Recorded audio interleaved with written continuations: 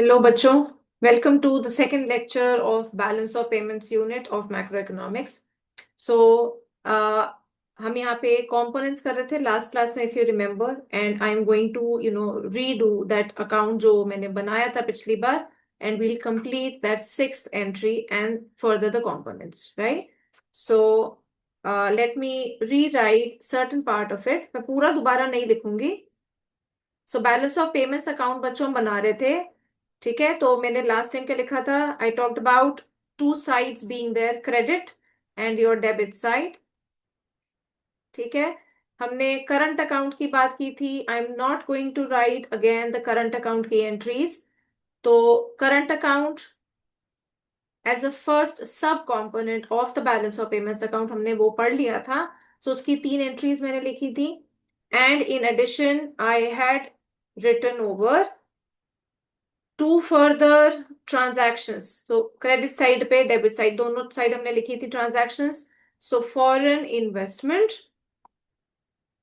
ठीक है, यहाँ पे, और इधर भी foreign investment received and foreign investment made abroad, and another one was the borrowings और लोन्स, ठीक है, जो हमने लिए या लोन्स हमने दिए, right? So this we had written, ठीक है।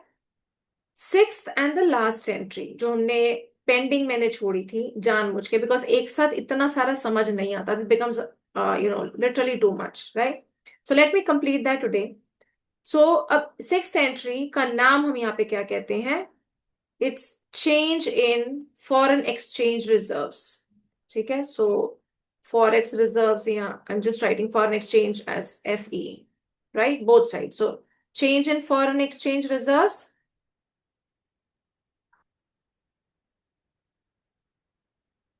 ऑल्सो कॉल्ड एज, यहीं पे दूसरा नाम भी बच्चों लिख देती हूँ, फिर उसके बाद एग्जाम्पल देके डिस्कस करूंगी what does it mean. Official reserve transactions, official reserve transactions,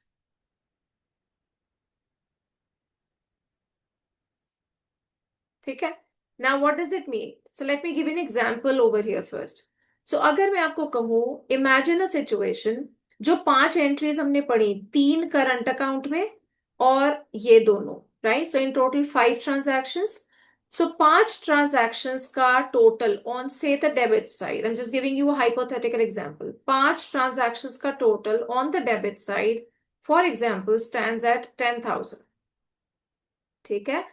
और क्रेडिट साइड का टोटल 5 ट्रांजैक्शंस का है 9,000, right? What does that imply? Payment 10,000 है, और जो हमारी रिसीट्स है, जो हम कमा रहे हैं, वो 9,000 है।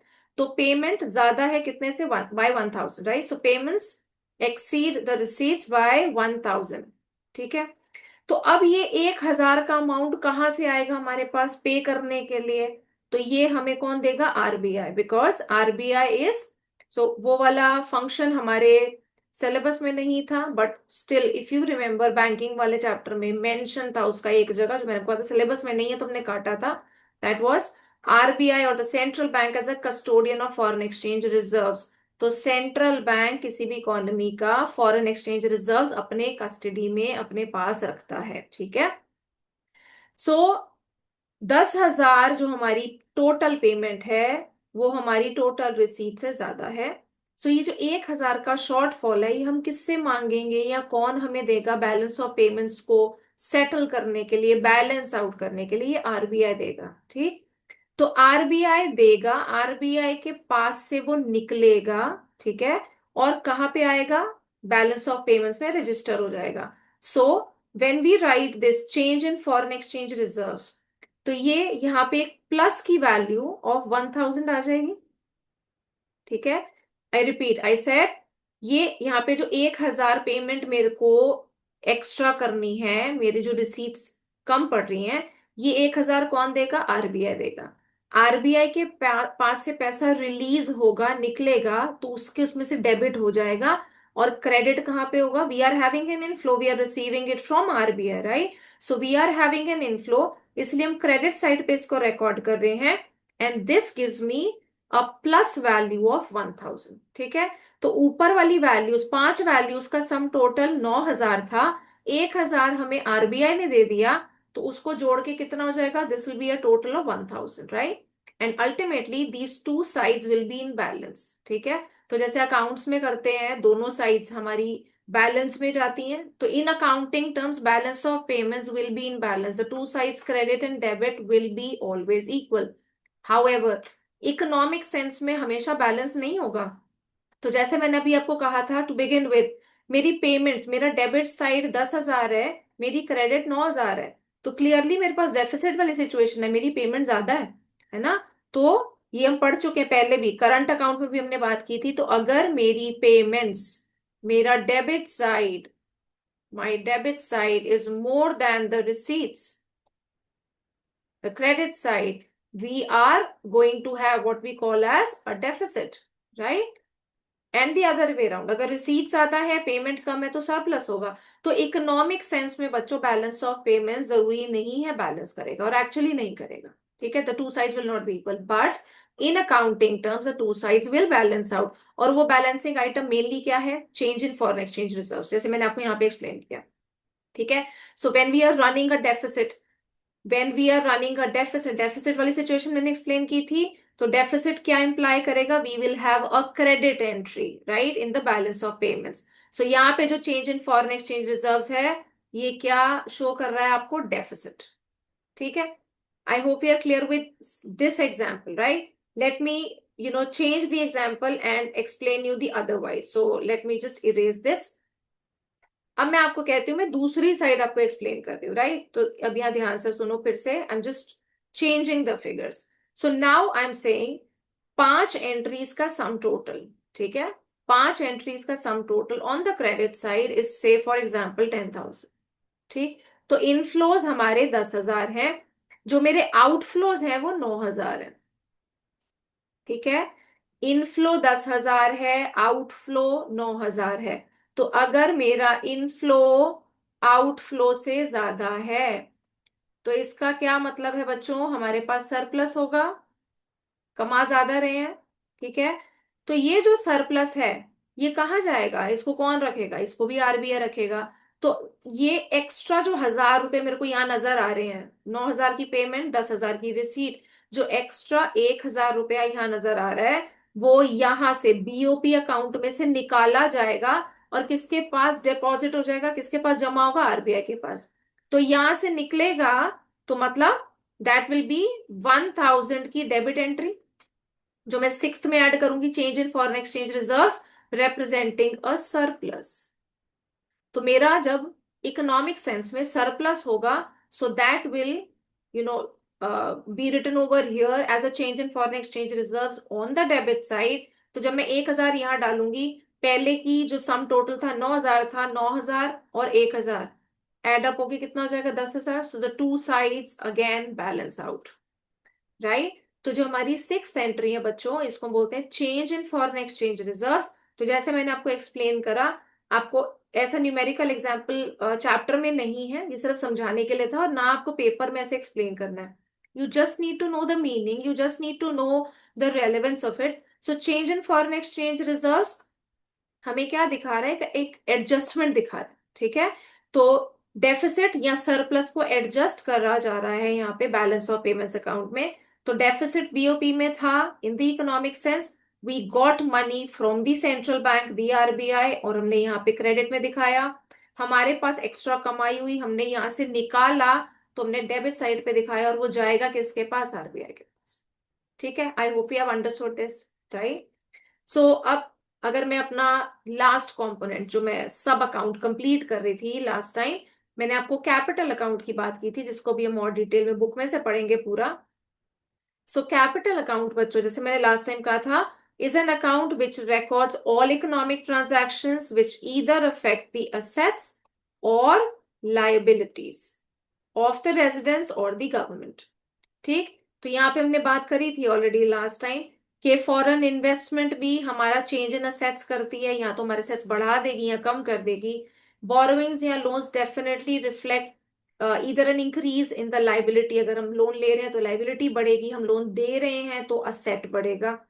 Change in foreign exchange reserves, ये कैसे असेट या लाइबिलिटी दिखा रहे हैं? वेरी क्लियरली, अगर मैंने कहा डेफिसिट था, बीओपी में डेफिसिट था, मेरे को पैसे कम पड़ गए, आरबीआई ने मेरे को पैसे दिए, तो फॉरेन एक्सचेंज रिजर्व्स जो बच्चे हमारे हैं, फॉरेन एक्सचेंज रिजर्व्स, ये किसी भी कंट्री का असेट होता है। ठीक है। तो तभी किसी भी कंट्री, कोई भी कंट्री क्या चाहती है कि हम ज्यादा से ज्यादा एक्सपोर्ट करें, फॉरेन इन्वेस्टमेंट हमारे यहाँ पे बढ़े, क्योंकि we need to earn more of foreign exchange, right? So that is a big asset for any economy. ठीक है। तो गोल्ड और foreign exchange reserves are primarily two assets for any economy.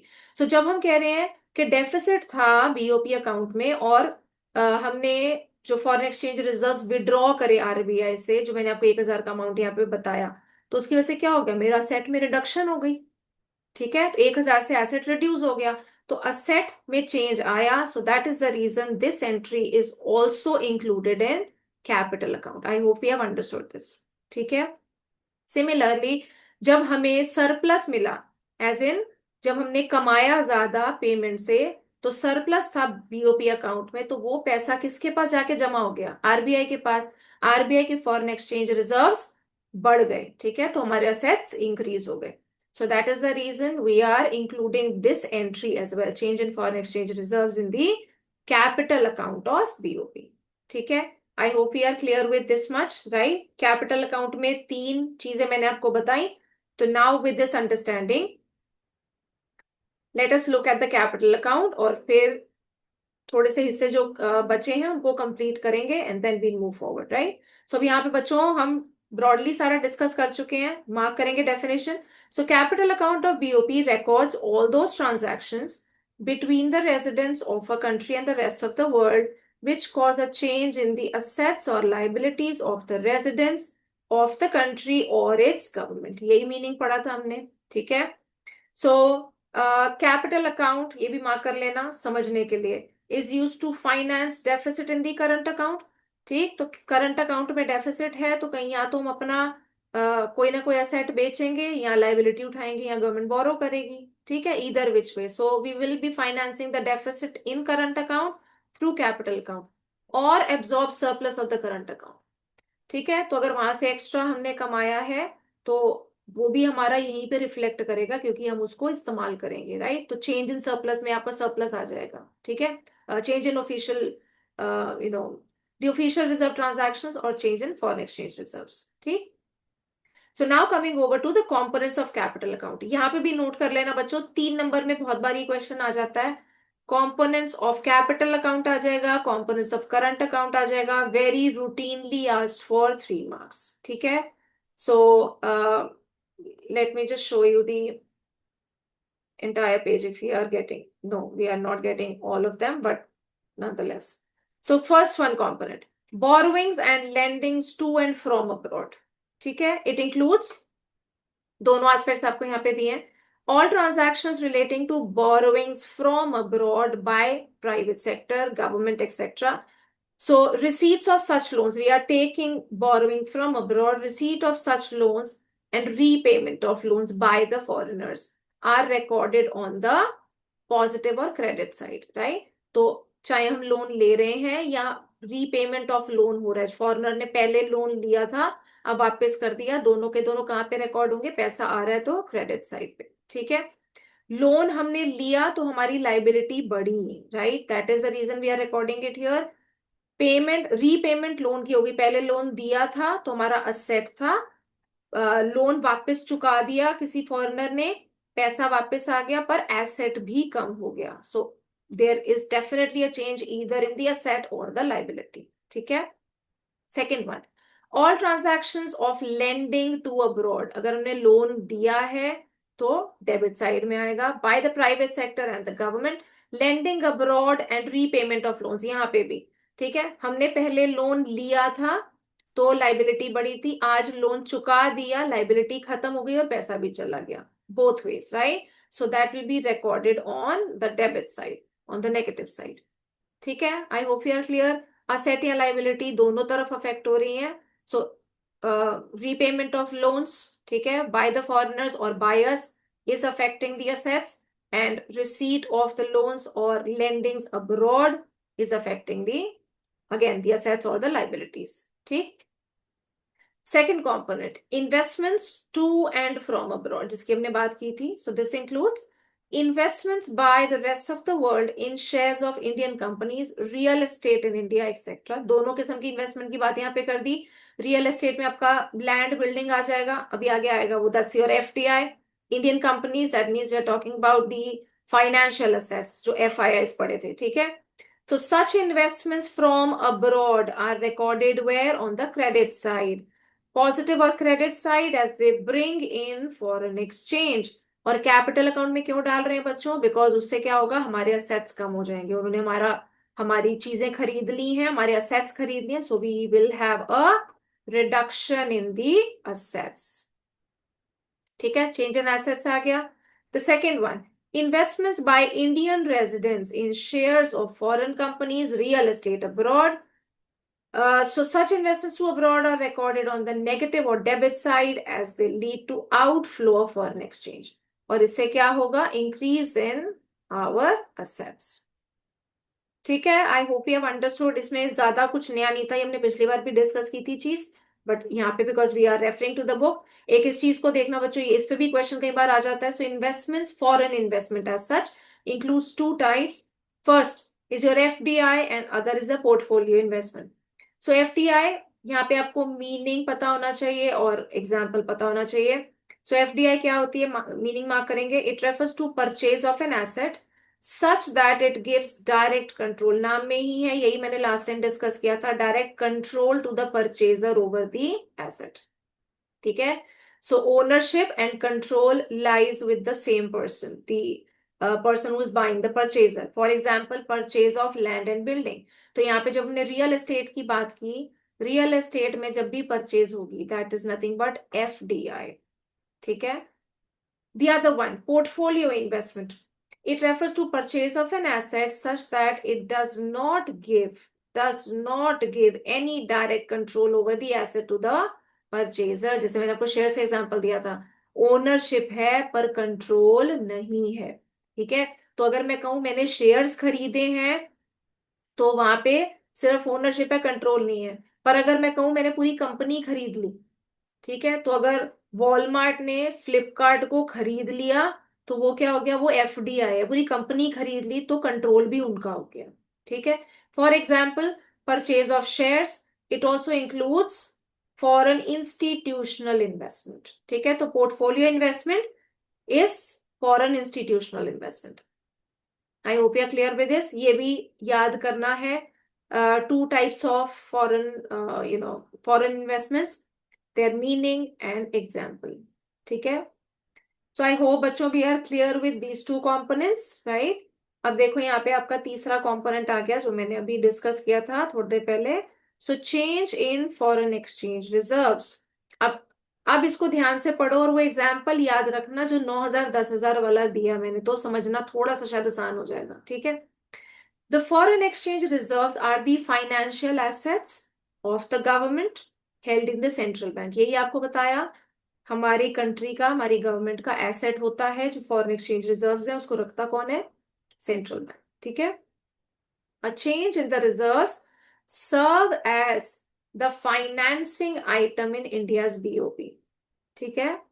So any withdrawal from the reserves, withdraw reserve से हमने कब किया था? जब डेफिसिट था, यही बताया था, याद करो. I am repeating, I said हमने आरबीआई के रिजर्व से विड्रॉ करने की नौबत तब आई थी जब बीओपी में डेफिसिट था. ठीक, तो withdrawal from the reserves is recorded on the positive या क्रेडिट साइड. तो वहां से विड्रॉ किया, अपने यहाँ पे 1,000 रुपए जोड़े थे, तो क्रेडिट साइड पे ही लिखा था डेफिसिट. ठीक है. And any addition to those reserves, RBI के रिजर्व में एडिशन करने की हमारी हालत तब बनी जब हमने सरप्लस कमाया, है ना. तो यहां से हमने सरप्लस निकाला था तो निकालेंगे तो डेबिट साइड पे डाला था. ठीक है. Is recorded on the negative और debit side. I hope you are able to understand this having done the example जो मैंने आपको दिया था. ठीक है, आई होप आपको समझ आ गया होगा, right. So it must be noted that change in reserves is recorded in the BOP account and not reserves. तो ये वाली लाइन छोड़ दो, leave out this line. We are just talking about the change in reserves. ठीक है, change in foreign exchange reserves.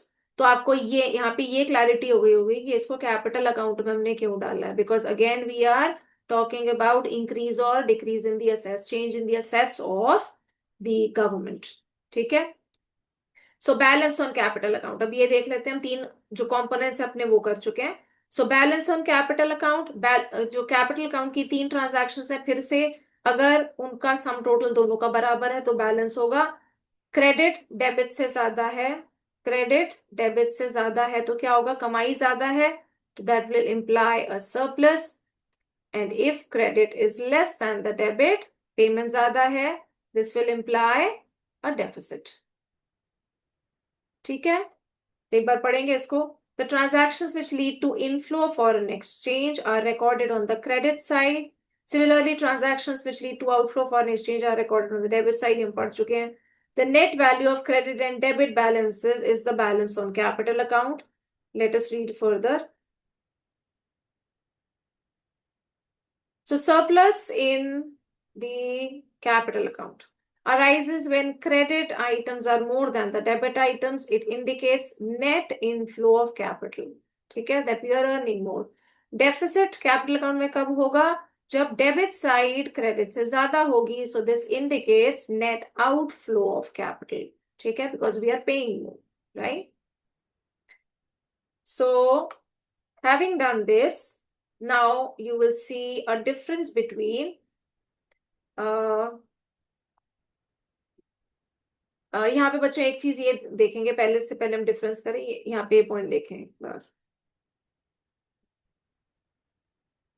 सो इस पे भी कई बार एक छोटा क्वेश्चन बन जाता है, balance on current and versus balance on capital account. ठीक है, just let us see this once.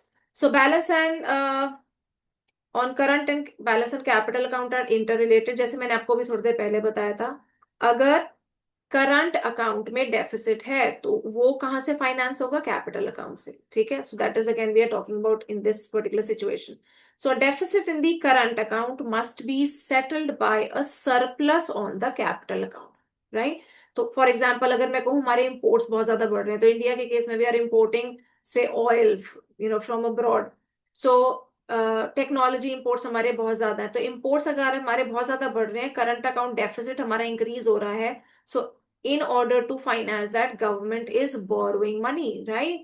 So उस केस में अगर मैंने कहा deficit in current account is settled by, is met by a surplus on the capital account. So if we are borrowing from abroad, borrowing हमने कहाँ record की थी, on the receipt side, right? So we are running a surplus on the capital account in order to finance deficit in the current account. ठीक है, a surplus in the current account must be matched by a deficit on the capital account. अब इसका क्या मतलब है बच्चों, जो पीछे भी हमने इसकी बात की थी, but still nonetheless over here again once. तो करंट अकाउंट पे अगर हमारा सरप्लस है, हमारी क्रेडिट जो एंट्रीज है यहाँ पे ज्यादा है, तो what we are having is we are earning more, right, on the current account. तो हमारा जो यहाँ पे सरप्लस होगा, याद करो सरप्लस हमने कहाँ रिकॉर्ड किया था, अगर हमारी कमाई ज्यादा है तो यहाँ से निकल गई थी, राइट। और सिक्स एंट्री में हमने जो change in foreign exchange reserve में डाला, we were putting a surplus over there. ठीक है, तो बीओपी अकाउंट में से निकलेगा और चला जाएगा आरबीआई के पास। So we talked about a surplus on the, surplus in the current account must be matched by a deficit on the capital account. ठीक है, तो वो डेबिट साइड पे डाला था हमने, right, that is the reason we are saying it's a deficit on the capital account. ठीक है, so now coming over to the next topic which is very very important, extremely important. बहुत बार बच्चों इस पे 3 नंबर का question आता है, difference between current and capital account, a straight forward difference वाला क्वेश्चन। जैसे आपको बताया कंपोनेंट्स वाले आते हैं, और ये वाला डिफरेंस वाला question, they are all 3 mark का क्वेश्चन। ठीक है, तो सबसे पहला, जैसे मैंने आपको हमेशा बताया है, सबसे पहला आप क्या लिखेंगे, मीनिंग, राइट, मीनिंग और द डेफिनेशन। तो डेफिनेशन बच्चों हम ऊपर पढ़ चुके हैं, वही वाली उठाएंगे वहां से। तो करंट अकाउंट हमने कौन सा बोला था, current account is that account of POP which records all transactions of export and import of goods and services and unilateral transfers. ठीक है, कैपिटल अकाउंट कौन सा पढ़ा था, so capital account is that account of BOP which records all transactions, economic transactions between the residents and rest of the world which either affect the assets or liabilities, right? Meaning बच्चों वही वाला करेंगे। दूसरा point हम करेंगे ये influence on the economy, this is your point number 2। ठीक है, तो करंट अकाउंट याद करो, हमने शुरुआत से ही पढ़ा, कई बार बोला मैंने, करंट अकाउंट किस चीज को अफेक्ट करता है, हमारी करंट इनकम, आउटपुट या एम्प्लॉयमेंट लेवल को, राइट। तो current account transactions bring about a change in the current level of a countries income. ठीक है, यहाँ पे आप आउटपुट और एम्प्लॉयमेंट भी जोड़ सकते हो। ठीक है, कैपिटल अकाउंट ट्रांजैक्शंस किस चीज को अफेक्ट करती हैं, bring about a change in the capital stock of a country. ठीक है, थर्ड पॉइंट, कॉन्सेप्ट वाला पॉइंट बच्चों ये वाला मत करना, यहाँ पे फ्लो ठीक है करंट अकाउंट, कैपिटल में अगर देखो मैं बोलूं I can't call it a stock account, stock concept, because यहाँ पे देखो क्या लिखा है, it is a stock concept as it includes all items expressing changes in stock. अब चेंज इन स्टॉक भी फ्लो ही बनता है, ठीक है। और हम यहाँ पे अगर कैपिटल अकाउंट की बात कर रहे हैं, बैलेंस ऑफ पेमेंट्स अकाउंट पर से completely is a flow concept. Flow concept क्यों, क्योंकि जब हमने बच्चों इसकी डेफिनेशन ही दी थी शुरुआत में, अगर आप याद करो, you can revisit the definition, हमने क्या कहा था, it's an accounting statement, right, which records all economic transactions between the residents of a country and rest of the world during a given period of time। तो जब मैंने कहा period of time, तो period of time तो बच्चों ये flow concept ही बना ना। तो करंट में भी और कैपिटल में भी we are talking about a period of time, all transactions are over a period of time, तो ये फ्लो कंसेप्ट है, तो I won't recommend doing this point, right. तो ये भी फ्लो है वो भी फ्लो है, तो कोई डिफरेंस नहीं है। तीसरा पॉइंट करो कंपोनेंट्स का। ठीक है, पहला पॉइंट मीनिंग, दूसरा point influence, third point of the components. So current account में क्या आ रहा है आपका, visible trade, invisible trade, unilateral transfers, income receipts, जो इन्वेस्टमेंट इनकम बात की थी, इनकम रिसीट्स एंड पेमेंट्स, तो वो आप सर्विसेज में ही डाल दो। ठीक है, कैपिटल अकाउंट में borrowings and lendings to and from abroad, foreign investments and change in foreign exchange reserves। ठीक है, तो 3 points for the difference between current and capital account, meaning, influence and components, please leave this point, right? I hope I'm clear with this। ठीक है, I have given you the justification why I'm saying changes in stock भी flow ही बन जाएगा, ये हमने पहले ही बात की थी, अगर आप स्टॉक फ्लो का कंसेप्ट याद करें, just revisit that, that is the reason I am saying don't do this point. ठीक है, so I hope we are clear so far, capital account समझ आ गया, करंट और कैपिटल समझ आ गया। तो इससे पहले अब मैं लास्ट टॉपिक पे जाऊं बच्चों, मैंने एक चीज छोड़ी थी शुरुआत में, I have done the components of BOP, right. So now I want to revisit the difference between BOT and BOP, balance of trade and balance of payments। This is also important। Difference वाला यहाँ पे भी question बच्चों हमारा 3 या 4 number में ये एक लाइकली क्वेश्चन बनता है। 5 पॉइंट्स है डिफरेंस के, डिस्कस सारे करूंगी, आप 4 याद करो, पर लास्ट वाला समझना जरूरी है। ठीक है, यहाँ पे क्योंकि एमसीक्यू की पॉसिबिलिटी भी हो सकती है। सो पहला, as always the meaning, right, यहाँ पे कुछ नया नहीं है, दोनों की डेफिनेशन आ जाएंगी। बैलेंस ऑफ ट्रेड याद करो क्या पढ़ा था, difference between export and import of visible items और गुड्स, जस्ट राइट गुड्स। ठीक है, यही किया था हमने। Balance of payment, the same old definition, accounting statement that provides a systematic record of all economic transactions between the residents of a country and the rest of the world in a given period of time। ठीक है, दूसरा components, BOT में क्या आता है, goods, includes only goods, visible items, right. Balance of payment में सब कुछ आ जाता है, विजिबल भी आता है, इनविजिबल भी आता है, यूनिलेटरल ट्रांसफर्स भी आता है। कैपिटल यहाँ ट्रांसफर्स ना डाल के I will write capital transactions, they were not transfers, capital transactions, foreign investment, borrowings. ठीक है, so they were capital transactions, right. तीसरा पॉइंट कैपिटल ट्रांजैक्शन ही आ गया। इट, बैलेंस ऑफ ट्रेड में कैपिटल ट्रांजैक्शंस का मतलब ही नहीं है, it does not record any transaction of capital nature. ठीक है, but BOP, balance of payment, records all transactions of capital nature, right. चौथा स्कोप, बीओटी एक बहुत छोटा मिनिस्क्यूल प्रोपोर्शन है पूरे बीओपी का। ठीक है, तो नैरो कंसेप्ट है, BOP is your larger picture. So balance of trade is a narrower concept as it is only a part of the BOP। BOP is a wider concept as it includes BOT। ठीक, ये 4 points काफी सीधे points, इसमें कोई दिक्कत नहीं होनी चाहिए। Meaning, components, capital transactions include होती हैं इन द स्कोप, ठीक है। Fifth and the last point, settlement. अब बच्चों सेटलमेंट में हम किस चीज की बात कर रहे हैं? यहाँ पे अगर मैं कहूँ बीओटी, बैलेंस ऑफ ट्रेड में मेरा डेफिसिट है, ठीक है, तो बैलेंस ऑफ ट्रेड में अगर डेफिसिट है तो उसको, या वो अनफेवरेबल है, तो उसको मैं मीट आउट कर सकती हूँ। कहाँ से मीट आउट करूंगी? बैलेंस ऑफ पेमेंट्स, ठीक है। तो एक फेवरेबल बीओपी, क्योंकि बीओपी बड़ा अकाउंट है, फेवरेबल बीओपी मेरे को हेल्प कर सकता है to meet my, to mitigate my deficit on the BOT, because BOT छोटा हिस्सा है। पर अगर मैं कहूं मेरा बड़ा हिस्सा बैलेंस ऑफ पेमेंट में ही डेफिसिट हो गया, ठीक है, तो एक बड़ी चीज को एक छोटी चीज नहीं संभाल पाएगी। तो बैलेंस ऑफ पेमेंट्स में अगर डेफिसिट है तो वो deficit will not be met by favourable balance of trade, ठीक है। तो यहाँ पे हम उस पॉइंट की बात कर रहे थे, एक बार पॉइंट पढ़ेंगे। So balance of payment, balance of trade, unfavourable balance of trade can be met out of a favourable BOP, ठीक है। अनफेवरेबल बीओटी मतलब डेफिसिट इन बीओटी, तो बीओटी में डेफिसिट है, उसमें शॉर्टफॉल हो गया, पेमेंट ज्यादा हो गई, तो वो मीट हो सकता है फेवरेबल बीओपी से, बिकॉज बीओपी में याद करो हमारी कैपिटल अकाउंट ट्रांजैक्शंस भी हैं, ठीक है। बट अगर मैं कहूं अनफेवरेबल बीओपी, पूरा बीओपी ही डेफिसिट में चला गया, तो बीओटी नहीं संभाल पाएगा उसको, can not be met out of favourable BOT, ठीक है।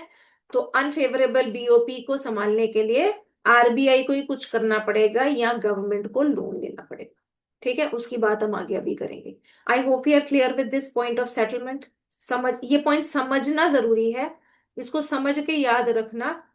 अगर जैसे कई बार होता है एमसीक्यू में स्टेटमेंट आपको दे दी, राइट, तो you can be asked a question basis that, तो यहाँ पे कॉन्सेप्ट समझ के रखो, नहीं तो अदरवाइज अगर स्ट्रेट फॉरवर्ड क्वेश्चन आता है 3 या 4 पॉइंट्स आपको वैसे ही याद रखने हैं, तो you can pick choose the first 4 points, ठीक है। तो we are done with the difference between BOT and BOP as well. So components BOP के एक्सट्रीमली इंपॉर्टेंट, वो मैंने आपको पहले ही मतलब हमने कर लिए, we have done the differences. Now let us come to the last part, which is again a very important topic। 4 number का सीधा क्वेश्चन इस पे आने वाला, ऑटोनोमस एंड अकोमोडेटिंग ट्रांजैक्शंस या autonomous and accommodating items. So as the name suggest बच्चों, यहाँ पे मैं सीधा आपको इसी पे ले चलती हूँ, डिफरेंस पे, ठीक है, क्योंकि इसका डिफरेंस ही आता है। पहले कॉन्सेप्ट एक्सप्लेन करेंगे। तो autonomous and accommodating, before we see items or transactions, yeah, the very concept of it as such, autonomous का literal मतलब क्या होता है? autonomy, autonomous is nothing but independent, so autonomous is independent, ठीक है। अब यहाँ पे किस चीज से इंडिपेंडेंस की हम बात कर रहे हैं? Independent of the current state of BOP, क्योंकि बीओपी के रेफरेंस में पढ़ रहे हैं हम, ठीक है। अकोमोडेटिंग, अकोमोडेट करना क्या होता है? किस चीज को अकोमोडेट कर रहे हैं, मतलब हम उसको एडजस्ट कर रहे हैं, right. So adjusting, accommodating is adjusting और to adjust, right. So adjust करना किस चीज को? So this is in reference to और with respect to the current state of BOP, current state of BOP, ठीक है। सो ऑटोनोमस मतलब independent transaction जो कि बीओपी के स्टेट पे डिपेंड नहीं करेंगी, राइट। तो बीओपी पे कौन से डिपेंड नहीं करेंगी? याद करो, अगर मैं बड़ा क्विकली मैं यहाँ पे जो आपका अकाउंट है वो बना दूं, ठीक है, तो credit and debit, we had written export of goods, import of goods, ठीक है, then export of services, import of services, unilateral, यहाँ पे रिसीट्स था, ठीक है, यहाँ पे unilateral payments, this was my current account briefly. Then we talked about foreign investment, यहाँ पे रिसीव्ड आ गई, ठीक है, फॉरेन इन्वेस्टमेंट मेड, यहाँ पे बोरोइंग्स या loan received, loans given, right, and the last bit was change in the foreign exchange reserves, so change in forex, ठीक है, foreign exchange reserves, both sides, right, so foreign exchange reserves, ठीक। तो अब मैं अगर कहूं I have to evaluate, I have to think which of these items are independent of the current state of BOP। तो अगर मैं कहूं for example to begin with export of goods, मैं एक एक्सपोर्टर हूं, जैसे मैंने आपको पहले भी कहा, I am running a jewellery business, I am selling my jewellery abroad. तो मैं बिजनेस कर रही हूँ प्रॉफिट के लिए, मैं बाहर सामान बेच रही हूँ। मैं ये सोच के तो सामान नहीं बेचूंगी कि मेरी कंट्री का बीओपी में कुछ बेटरमेंट हो जाएगी तो मेरे को बेचना चाहिए, नहीं। सिमिलरली अगर मेरे को बाहर से कुछ गुड्स खरीदने हैं, there is some economic reason, economic motive to that purchase, right. मैं ये सोच के तो सामान नहीं खरीदूंगी कि ओ गॉड मुझे नहीं खरीदना, नहीं तो क्योंकि वो that will be counted as an import और मेरी कंट्री का बीओपी कहीं ना कहीं इफेक्ट हो जाएगा, राइट। सो जब हम ऐसी ट्रांजैक्शंस की बात कर रहे हैं जो हम इकोनॉमिक मोटिव के लिए करते हैं, which are done for economic motive, for example से प्रॉफिट, राइट।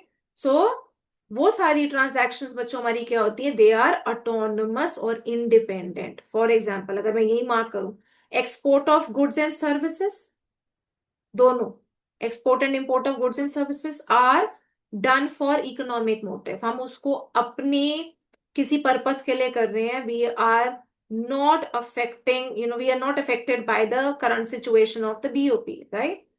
यूनिलेटरल रिसीट्स या पेमेंट्स, आपको किसी को बाहर गिफ्ट भेजना है या आपको आपका रिलेटिव गिफ्ट भेजता है या हम किसी को डोनेशन दे रहे हैं, all these kind of things, right, या पर्सनल रेमिटेंसेस जैसे हमने बात की थी, कोई बच्चा अपने पेरेंट्स को यहाँ पे हेल्प करने के लिए अपनी मंथली सैलरी में से कुछ अमाउंट भेजता है, all these are done for some economic motive, right. So you are not concerned about the current situation of BOP, ठीक है। तो ऐसा तो नहीं होगा कि आपका रिलेटिव आपको गिफ्ट ये सोच के भेजेगा कि मैं उनको गिफ्ट भेज दूं ताकि उनका बीओपी में कुछ सुधार हो जाए, ऐसा तो नहीं होने वाला, right. So that is the thing we are talking about here.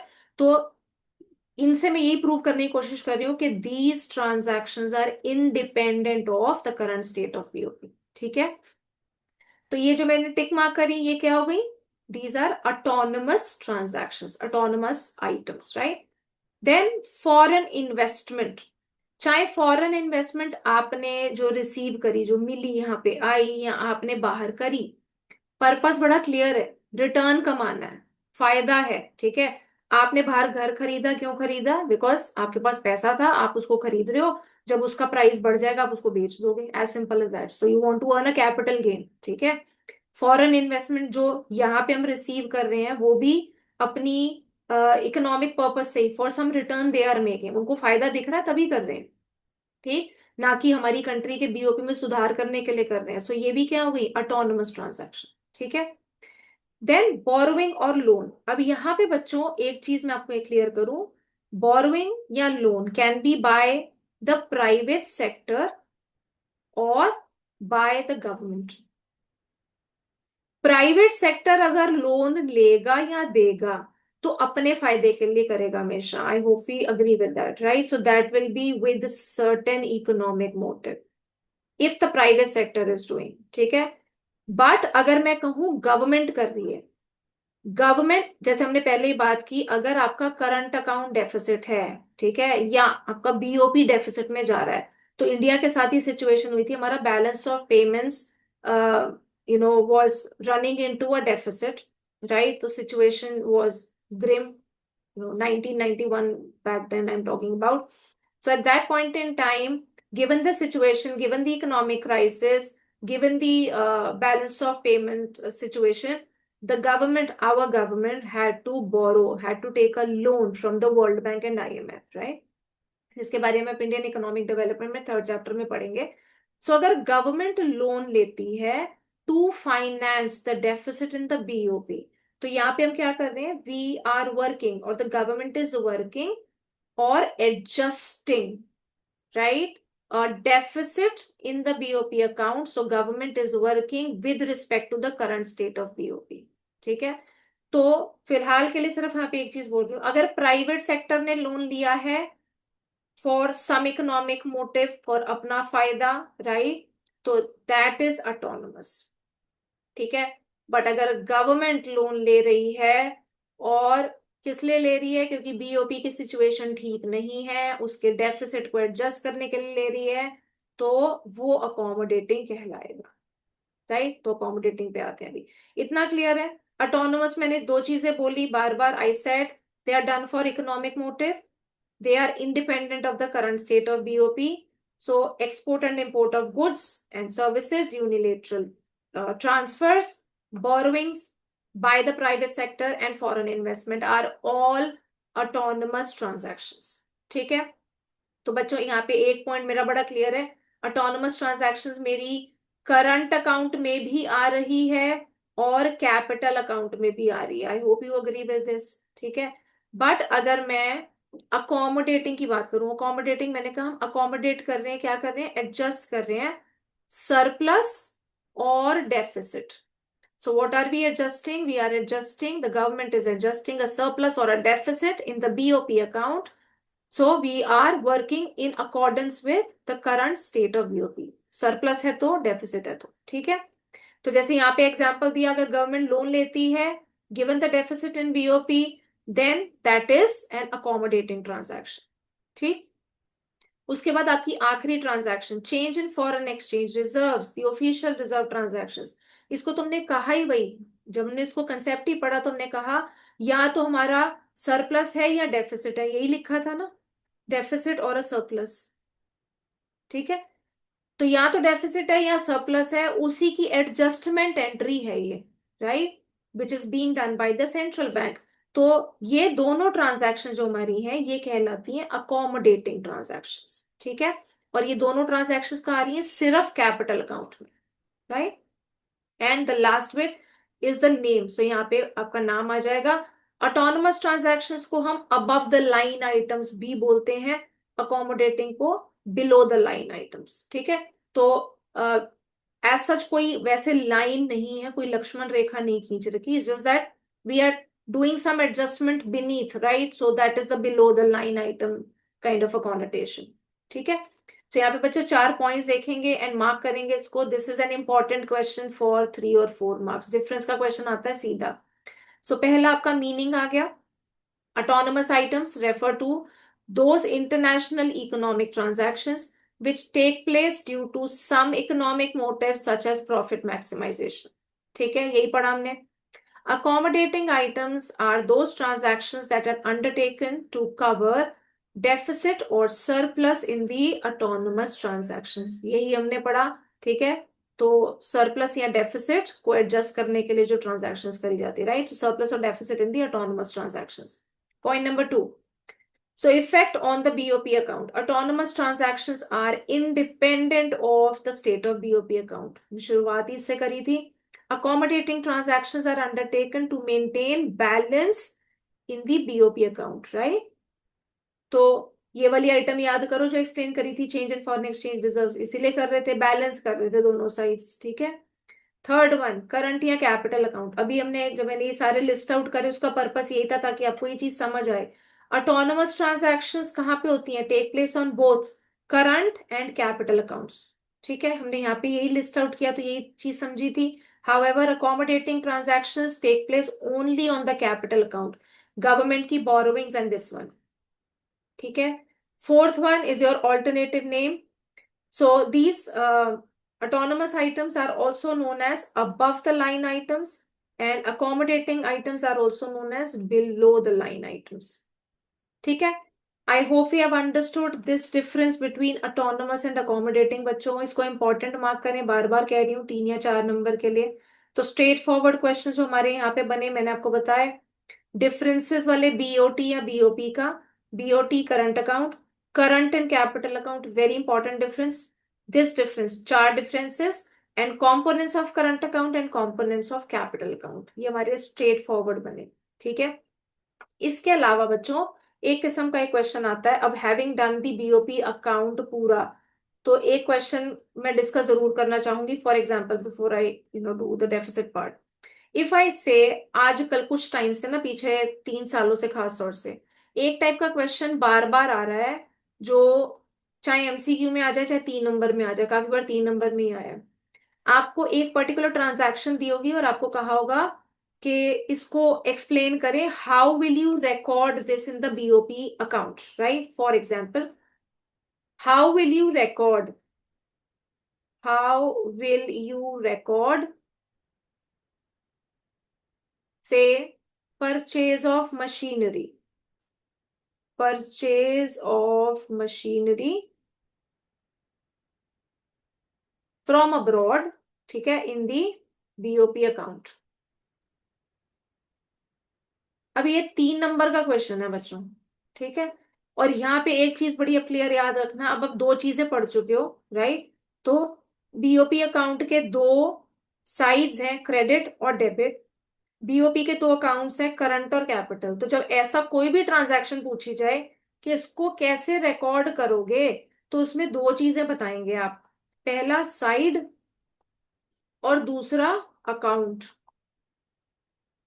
ठीक है। दोनों के, अगर 3 नंबर का क्वेश्चन है, दो दो सॉरी, 1.5 1.5 नंबर के दोनों पार्ट्स होंगे, तो से half mark for telling the side and the account, half half each, and 1 mark for the reasoning. Reasoning को हमेशा ज्यादा इंपॉर्टेंस मिलती है इकोनॉमिक्स में, तो please, I have told you this n number of times, reason जरूर लिखें, right? तो परचेज ऑफ मशीनरी, अगर मैं ये क्वेश्चन कंप्लीट करूं, परचेज करी है मशीनरी, मशीनरी खरीदी है, पैसा जाएगा, पैसा जाएगा तो कहां पे आएगा? Outflow, right? तो which side? Debit side. So side में क्या लिखेंगे? So this will be recorded on the debit side. Debit side क्यों बच्चों? एज डेबिट साइड लिखा तो सिर्फ outflow foreign exchange, credit side लिखा तो इनफ्लो, बस सिंपल सी बात, ठीक है। So debit side as it leads to outflow of foreign exchange, ठीक है। अकाउंट कौन सा आएगा? अब यहाँ पे खास तौर से मशीनरी देखते ही अकाउंट्स वाले बच्चे, कॉमर्स वाले बच्चे खास तौर से सीधा, मशीनरी क्या है? एसेट है, तो उसको कहाँ डालेंगे? Capital account. नहीं, मशीनरी क्या है? गुड है, याद करो, ठीक है। गुड्स की कैटेगरी पढ़ चुके हो ना सारी के सारी, कैपिटल गुड्स भी पढ़े थे, गुड में ही डालेंगे, ठीक है। असेट या लाइबिलिटी के लिए जो कैपिटल अकाउंट में पड़ा है, स्ट्रिक्टली रिजिडली उसी चीज को फॉलो करो जो हमने पढ़े। असेट या लाइबिलिटी सिर्फ आपकी 2 चीजों से अफेक्ट होंगी, वो क्या है? फॉरेन इन्वेस्टमेंट, और फॉरेन इन्वेस्टमेंट भी हमने देख लिया, लैंड बिल्डिंग, ठीक है, या शेयर्स वगैरह, राइट? मशीनरी का जिक्र नहीं था कहीं पे, या फिर लोन्स और borrowing. So strictly follow that. So purchase of machinery is purchase of a good, right? Purchase of a good from abroad is nothing but import, ठीक है। तो अकाउंट कौन सा आएगा? इंपोर्ट ऑफ गुड्स कहाँ पे आता है? करंट अकाउंट, ठीक है। So this will be recorded on the current account. Reason क्या दोगे? As purchase of machinery, so it is an import. Are we clear with this? ठीक है। तो साइड, जब भी कोई आइटम पूछी, जब भी कोई ट्रांजैक्शन लिखी, रिकॉर्ड कैसे करेंगे बीओपी में, ये इस टाइप का क्वेश्चन काफी बार आ रहा है। 2 चीजें आपने हमेशा बतानी है, साइड और अकाउंट विद रीजन, ठीक। तो अगर आपको कंपोनेंट्स बड़े क्लियर हैं अपने, तो आप गलती नहीं करेंगे। नहीं तो अगर कहीं भी कुछ थोड़ी सी कंफ्यूजन का स्कोप आपका रह जाता है, तो गलती हो जाएगी। Last but not the least, deficit और disequilibrium in the balance of payments. So deficit बच्चों, ये हम ऑलरेडी पढ़ चुके हैं। डेफिसिट कब होगा? जब मेरी डेबिट साइड ज्यादा है क्रेडिट से, मेरी पेमेंट ज्यादा है रिसीट से, तो डेफिसिट होगा, ठीक है। वही यहाँ पे दिया डेफिसिट, सिर्फ यहाँ पे मीनिंग आपको मार्क करना है। So deficit in the balance of payments account arises when the total inflows are on account of autonomous transactions are less than the total outflows on account of such transactions, ठीक है। तो deficit का meaning आपको पता होना चाहिए, and that is all you need to do, right? यहाँ पे एक बार ये भी देख लो, ऑफिशियल रिजर्व ट्रांजैक्शंस आपको दिया है, हालांकि ये वही चीज है जो मैंने आपको बताई थी, ठीक है। So the transactions carried on by the monetary authorities of a country which causes changes in official reserves are termed as official reserve transactions. आप इसमें सिर्फ वही करना, मतलब ये वाला डिटेल आप बेशक से इसको छोड़ सकते हो, ठीक है। So just remember, change in the foreign exchange reserves done for the for adjusting the surplus or deficit in the balance of payment account are also known as official reserve transactions, ठीक है। So with this बच्चों we are done with your balance of payments वाला chapter, chapter 12। after this I have done this earlier than foreign exchange wala chapter. I will tell you the reason why I have done this, because उसमें chapter 11 में कुछ ऐसे हिस्से आएंगे when basic knowledge of this chapter is handy, ठीक है। तो in the next class I'll start with foreign exchange rate, which is the chapter 11. Till then, please do revise this chapter. I've already told you the important uh, type of questions from this, right? So I'll see you in the next class. Till then, thank you so much.